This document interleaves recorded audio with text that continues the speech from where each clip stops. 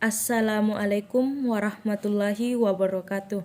Perkenalkan, nama saya Ayu Anggraini, NIM 2011-325, kelas A1, Prodi Akuntansi, Fakultas Ekonomi dan Bisnis, mata kuliah Etika Bisnis dan Profesi. Dosen pengampu Andika Rusli, SE, MSI. Di sini saya akan mempresentasikan tentang Kode Etik Profesi Akuntan Indonesia. Kode etik profesi adalah suatu perilaku yang harus dilakukan di dalam melakukan suatu pekerjaan yang berhubungan dengan perilaku seseorang.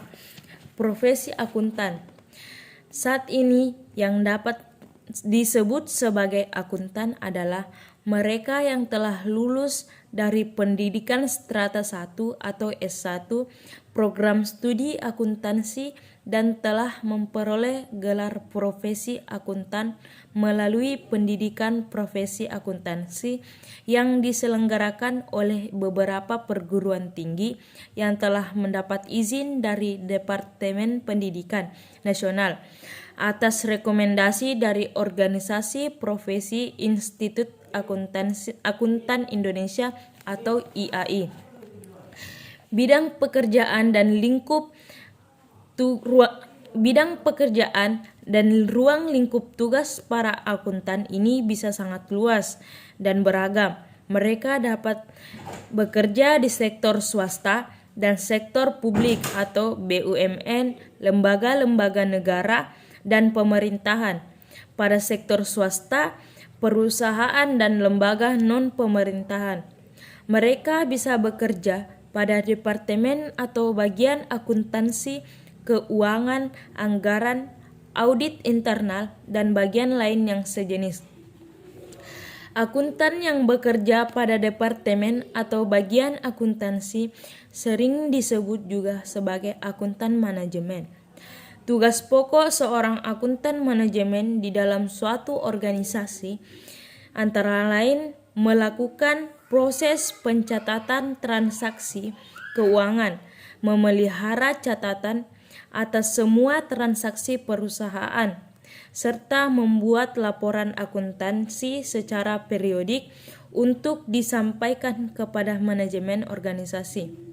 Dalam setiap organisasi atau perusahaan dapat dibedakan dua jenis laporan akuntansi, yaitu 1. Laporan akuntansi keuangan atau lebih sering disingkat laporan keuangan, dan 2. Laporan akuntansi manajemen.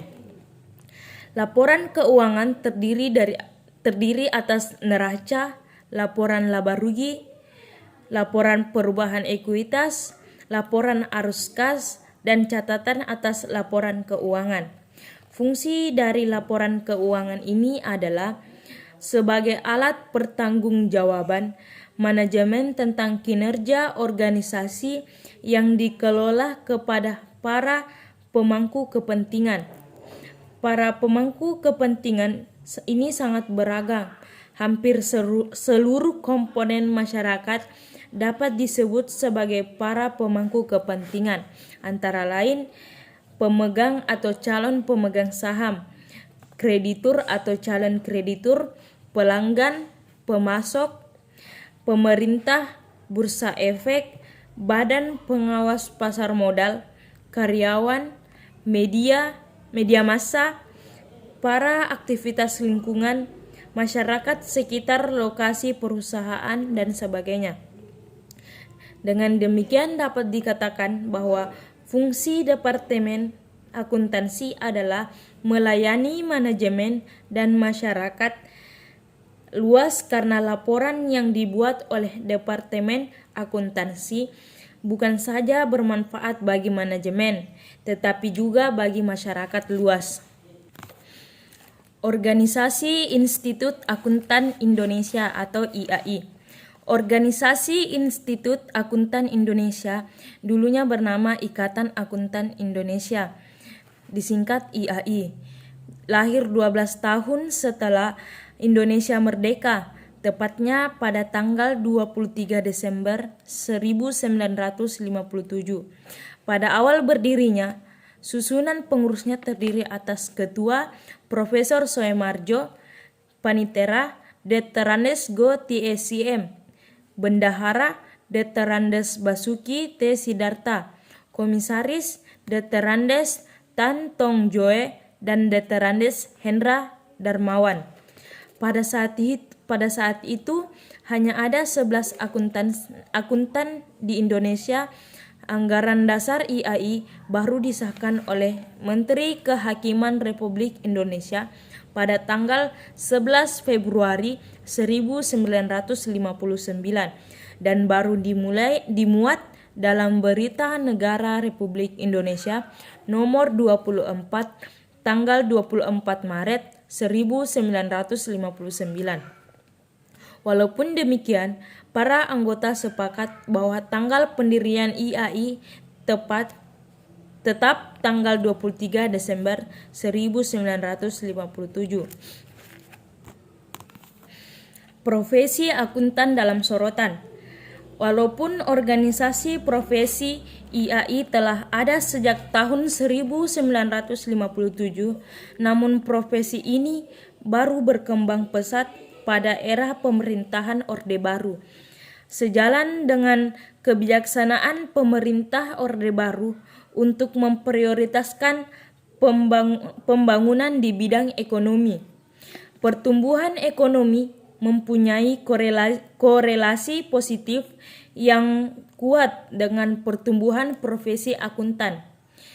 Kemajuan dan pertumbuhan ekonomi pada era Orde Baru juga berdampak positif bagi pertumbuhan dan kemajuan profesi akuntan di Indonesia. Sorotan terhadap profesi akuntan tidak saja terjadi di Indonesia, tetapi juga di Amerika Serikat, baik terhadap akuntan manajemen maupun akuntan publik. Sorotan terhadap citra profesi bahkan juga menimpa KAP peringkat dunia yang dikenal dengan sebutan The Big Five.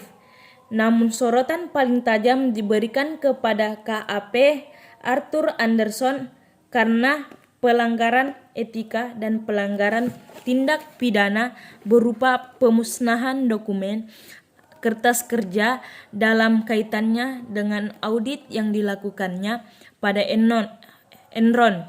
Pelanggaran ini tidak saja mengakibatkan pimpinan puncaknya masuk penjara, tetapi juga KAP Arthur Anderson sendiri tidak mampu lagi mempertahankan eksistensinya karena kehilangan kepercayaan publik. Memulihkan citra profesi akuntan merupakan tantangan bersama bila ingin profesi akuntan masih dihormati oleh publik. Struktur etika Institut Akuntan Indonesia. Tujuan profesi akuntansi adalah untuk memenuhi tanggung jawabnya dengan standar profesionalisme tertinggi dan mencapai tingkat kinerja tertinggi dengan orientasi kepada kepentingan publik. Untuk mencapai tujuan tersebut, ada 4 kebutuhan dasar yang harus dipenuhi, yaitu 1. Kredibilitas, yaitu masyarakat membutuhkan kredibilitas informasi dan sistem informasi. 2.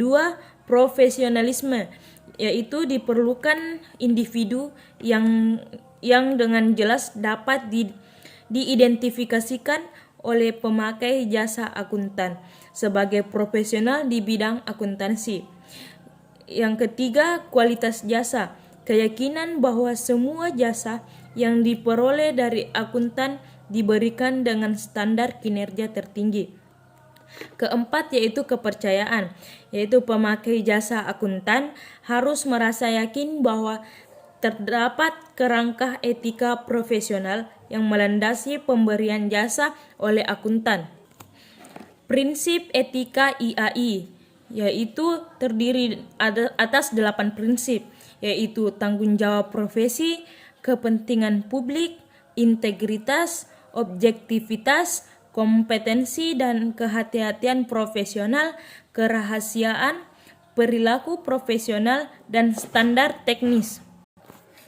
Kode etik atau aturan etika IAPI.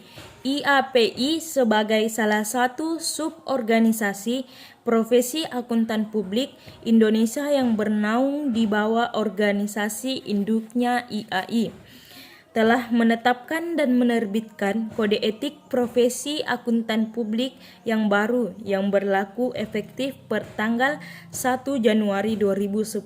Sebelumnya, kode etik IAPI ini disebut aturan etika yang merupakan penjabaran lebih lanjut dari prinsip etika IAI.